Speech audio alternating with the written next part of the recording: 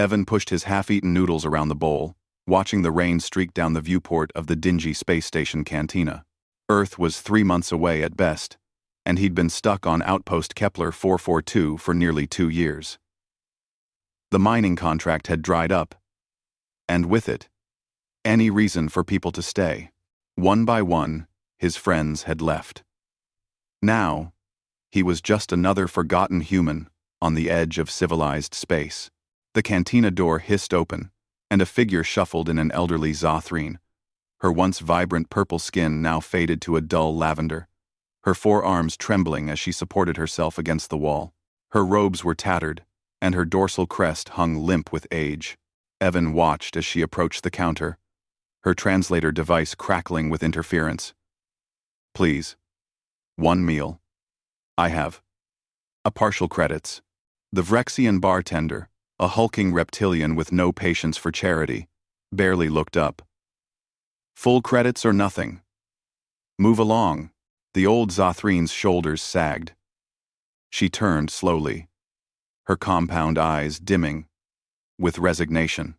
Evan didn't think. He just acted. "Wait." He walked to the counter and slid his credit chip across. 2 meals, whatever she wants, and another bowl for me. The bartender grunted and processed the transaction.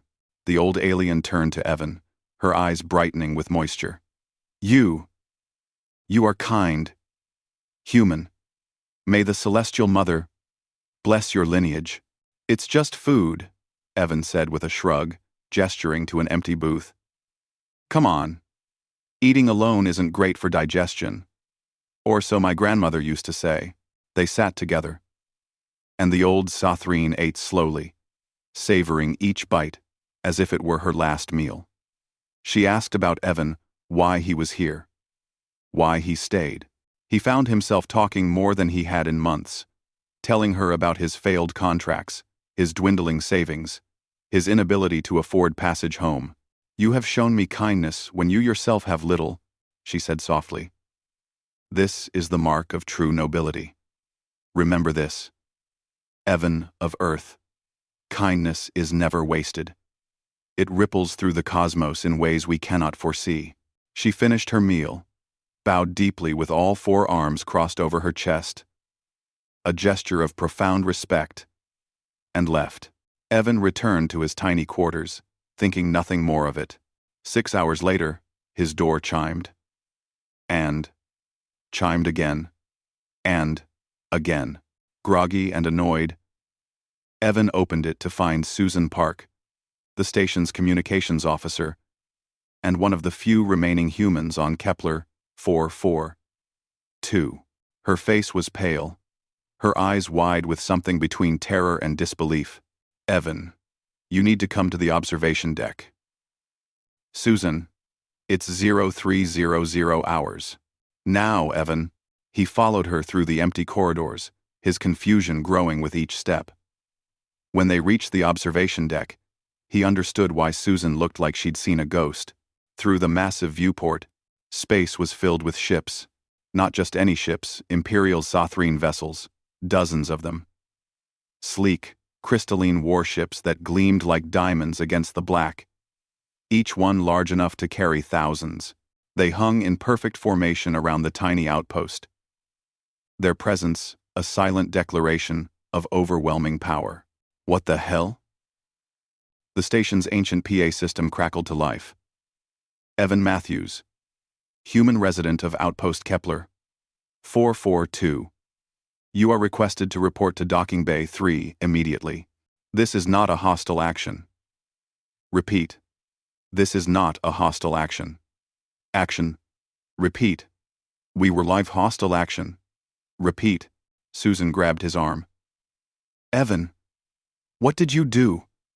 The Zothrene Empire doesn't just show up with a battle fleet for fun. People have been executed for less than looking at their nobles wrong. I didn't do anything. I bought an old lady dinner." Susan's expression shifted from panic to disbelief. "There was this old Zothrene in the cantina. She couldn't afford food. I bought her a meal. That's it." "Oh God," Susan whispered. "Evan, Describe her. Quickly. He did the faded purple skin, the tattered robes, the dorsal crest, the forearms. Susan pulled up her datapad with shaking hands, scrolling frantically through Imperial databases that she technically wasn't supposed to have access to. When she found what she was looking for, all color drained from her face. Evan. That was Matriarch Velshara, the Emperor's mother. She's been on a spiritual pilgrimage, traveling the galaxy in disguise to understand the common soul, or some philosophical thing. The Empire has been quietly searching for her for weeks. Evan's legs went weak. I bought the Emperor's mother dinner. You bought the Emperor's mother dinner. They stood in stunned silence for exactly 3 seconds before Susan grabbed his jacket. Come on. You can't keep a matriarch waiting. And for the love of all that's holy, be respectful. Docking Bay 3 had been transformed. Imperial guards in ceremonial armor lined the walls, and a red carpet had somehow been rolled out in the 20 minutes since the fleet arrived. At the end stood the old Sathrine, except now she wore robes of pure starlight silver, and her dorsal crest was adorned with jewels that probably cost more than the entire station. Beside her stood a younger male Jathrine in Imperial regalia, his presence commanding and fierce. The Emperor. Evan approached, his heart hammering. He bowed, awkwardly, not sure of the protocol. Matriarch Velshara's eyes brightened with warmth. Evan of Earth. You fed me when I was hungry. You sat with me when I was alone. You saw not a matriarch, but simply an old woman in need. The Emperor stepped forward. My mother has traveled to 17 systems, visited hundreds of establishments. Everywhere, she was turned away or ignored. Except here. Except by you. He gestured, and guards brought forward a sealed case. The Empire does not forget kindness shown to its own. The Emperor continued. We offer you a choice, Evan Matthews. First, full passage to Earth, first class, with compensation for your years of hardship. Second, a position within the Imperial Trade Authority, if you wish to remain among the stars. Third, a land grant on any of our colony worlds. Choose, and it shall be yours. 1. Runway. Evan looked at Susan, who was barely breathing.